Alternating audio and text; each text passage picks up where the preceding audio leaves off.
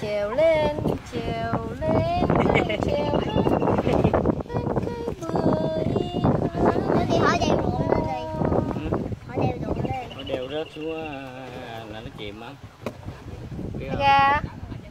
Có này thêm rớt xuống là nó nổi lên.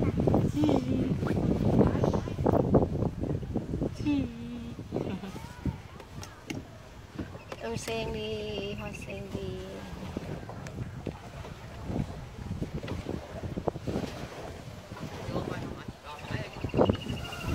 Cái đường sen đó.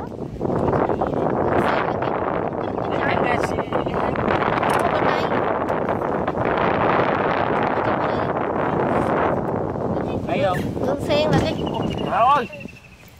cái trái sen á. Thấy không? Thấy không? Mẹ cái chân ra mà.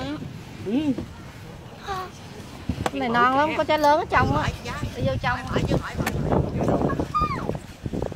Đó, trong quá trời không thấy mấy trái nó đưa lên hết. Cái nào bự ra đó, coi cái nào bự thì hái. Bự thì nhiều lắm mà bị ta lột qua ta ăn hết rồi. Rồi ta lột hết rồi sao? Bên kia thử ha. Đi trong đó. Kìa, chúng cái này quạt đó thôi. Đau không? Đau cái gì vậy? Nè, đi vô đây hái sen ăn người xin.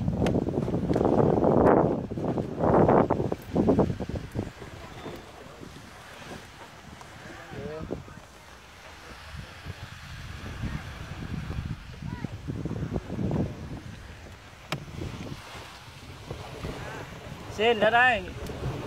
Anh Sen ở đây nè. Anh Sen.